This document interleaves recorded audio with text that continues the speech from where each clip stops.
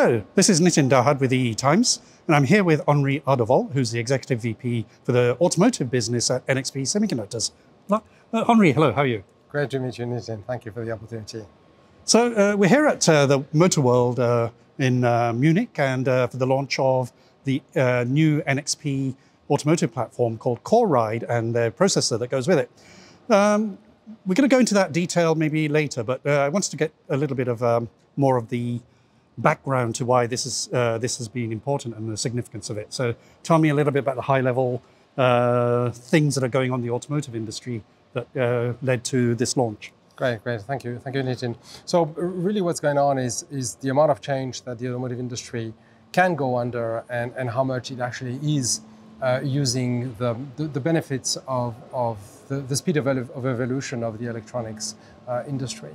And we think that there's a number of paradigms in terms of time to market, in terms of engineering efficiency, in terms of reuse, in terms of going to more modern development methodologies that the OEMs will want to adopt in order to create products which at the end are bringing both a high level of performance and functionality and an affordability which still remains within the realm of what consumers can afford.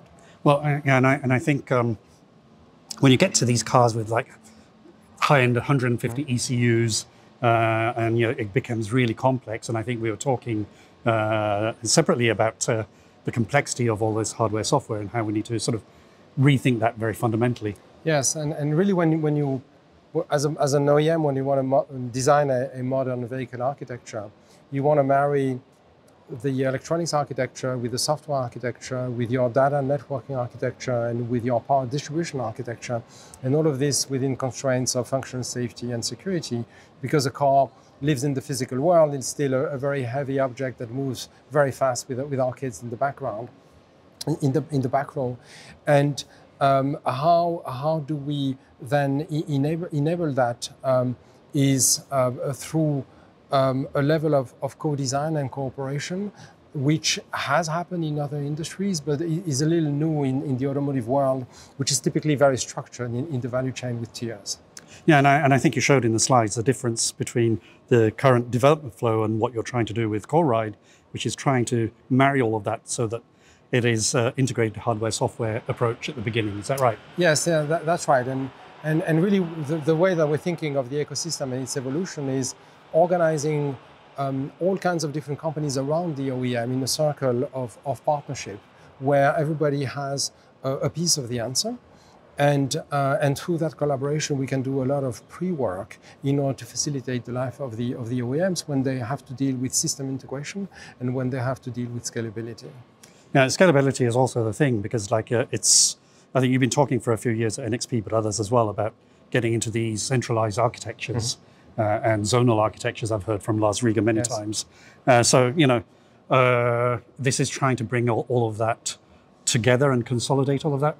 Yeah, so when you centralize the resources of electronics and compute, you are fundamentally able to simplify your vehicle architecture because through decentralization, you are, of course, on an engineering efficiency level able to optimize and centralize your software development and your software methodologies, but you also are able to look at functions in an integrated way and look at whole vehicle objectives and whole vehicle problem statements.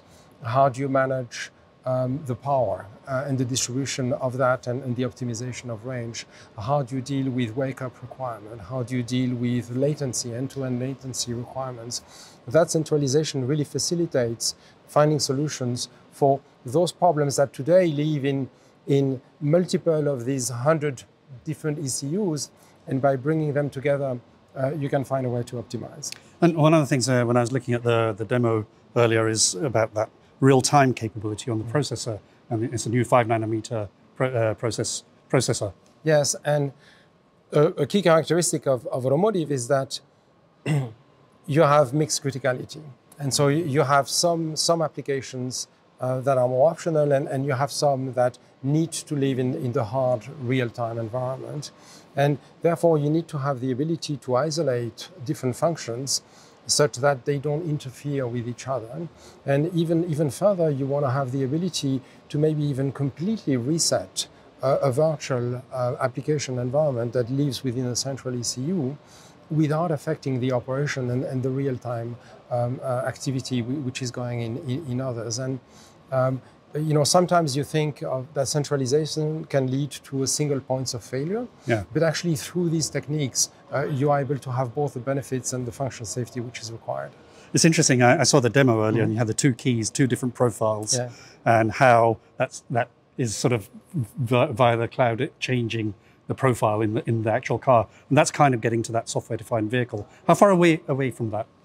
Yeah, so indeed the potential is of customization and personalization is very strong, but also the potential to have applications evolve over time. And instead of just having to live within one dedicated ECU with a very finite and predefined set of resources, you can create headroom. By centralization, you can pull a certain amount of headroom, and then dynamically, you can decide how to allocate these to the different applications as their requirements evolve. And that means that the OEMs will have the ability to provide and to develop and to activate new features after the cars have been sold. Now, automotive is obviously a traditional long life cycle, apart from maybe some players in Asia, it's shorter. This launch obviously relies on you having worked on this for a couple of years at least. Yes. So you've got customers or somebody already trialing this solution already? Yeah, so first of all, it's an evolution of what we have been doing with our roadmap. Very importantly, we cannot think anymore ourselves as providers of point solutions. And so what we have to do is we have to evolve all of the different technologies that we have within NXP, whether it's processing capability, whether it's networking, whether it's power management, whether it's connectivity, and how can we mold these into an optimized partition, and also how do we decline these across the range such that it can both offer possibilities for addressing low-end, mid-end or high-end vehicles, but also different types of architectures. And so the change for us has been to evolve from a provider of products to a developer of systems that requires a lot of strong collaboration within the company, as well as this hardware and software co-design that we are offering to the OEMs. We have to start ourselves with that. And so we do a very strong meshing of our hardware and software R&D. Okay, well, CoreRide is done, S32N is done. What's next? Well, next is, of course, S32N is a family of products. And so we have the first samples that we showed. The next product is coming at the end of this year, and there's a lot of conversations which are happening about how to make sure that all of our solutions are going to be scalable, depending on how OEMs want to centralize compute, want to go to zonal controllers, or want to aggregate and distribute the different signals. So there will be continued innovation in those fields. Well, Henri, thank you very much. Thank you, Nitin.